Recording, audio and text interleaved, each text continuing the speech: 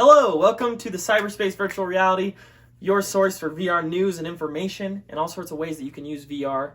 Today we're going to be talking about a topic that actually gets searched a lot, and we have seen some traffic on our website on this topic, so we'd like to discuss it.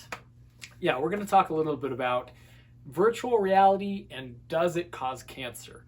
I remember growing up and everybody's like, don't look into the microwave because that causes cancer. Don't put your phone in your pocket because that causes cancer. It seems that pretty much anything today can cause cancer. So Supposedly, right? That's what people say. That's what they link it to. So we understand the concern, right? Virtual reality, you have this interesting technology that's in your eyes, by your head. Can that cause cancer? Can that cause you any harm in any way? Great question. We're here to answer it. Right.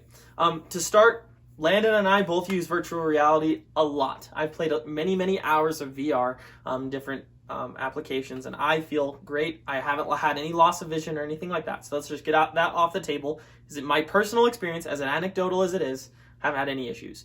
The thing with VR is you're putting a processing unit, depending on the VR, but a processing unit and a screen that emits light into your eyeballs very close to your face. And that's where the concern is that going to cause your cells to mutate because of that radiation? The answer is no.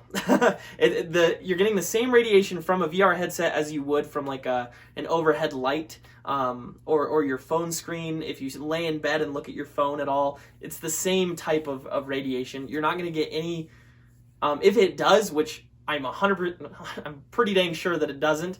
It's the same. It's going to be indistinguishable from the same radiation that you're getting from different lights in your house, or the computer in your home, or whatever it may be. All that, processing power is sending out small, radiation, but your body's designed to handle it, right? The radiation from the sun is 10 times worse of anything that you're going to get from a VR headset. Yeah, totally agree.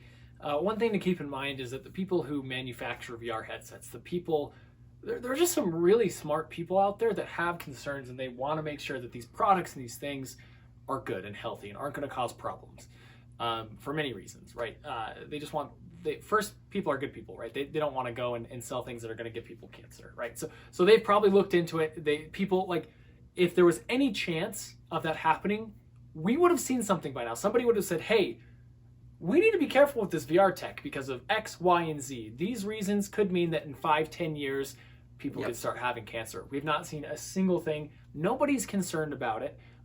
Nobody in terms of scientists or people who would or should be concerned if there was room for concern. Exactly. So that's one thing to keep in mind. Now, in a year or in 5 years, if some people start coming out and saying, "Hey, I've done some testing, and I think some of these cancer patients could be linked to their VR usage 5 years ago, 10 years ago, whatever." Then we'll bat an eye at it. Then we'll look and say, okay, maybe this is a possibility. But as of right now, absolutely, none of the professionals are concerned. They're not saying anything, and it's fine. There's been no research coming out about VR causing cancer. One thing I would like to mention though is be careful how much a growing child plays in virtual reality. Although I've put many 8-year-olds in virtual reality, and it is a blast. They love it. I would caution against leaving them in VR for hours at a time, just because they're developing, right? They've got developing eyes. They've got all those things. Their bodies haven't quite settled yet. I would just be very careful with that. Oculus, for example, doesn't recommend letting anybody under the age of 13 play virtual reality. That's kind of like their age limit. But a little bit here and there is not a big deal. It's just like if they were spending 8 hours a day in virtual reality, then I'd get concerned. There'd be some issue there. Right. Yeah. And that's something that I wouldn't be surprised if, a few years from now they say, okay, we're starting to see some bad things come from little kids playing it.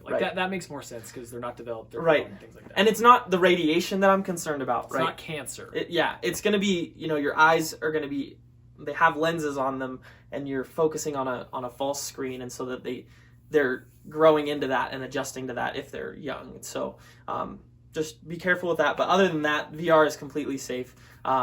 You really have nothing to worry about except for punching your wall, which we've all done. Or your mom, which my brother has done. So. So just be careful, be safe. There's a lot of little safety precautions that you can do to make sure that you're not hurting yourself, breaking your headset, whatever it may be. But anyway, stay tuned for more content about virtual reality and ways that you can have fun and not break anything. Yeah, exactly. please consider subscribing to our YouTube channel. Go ahead and check out more of our posts on our website, vrinformers.com. And like this video. Comment. Tell us what you think. What do you think? Do you agree, disagree? Let us know below. And we will see you soon. Thanks for coming. Yeah, thanks for watching.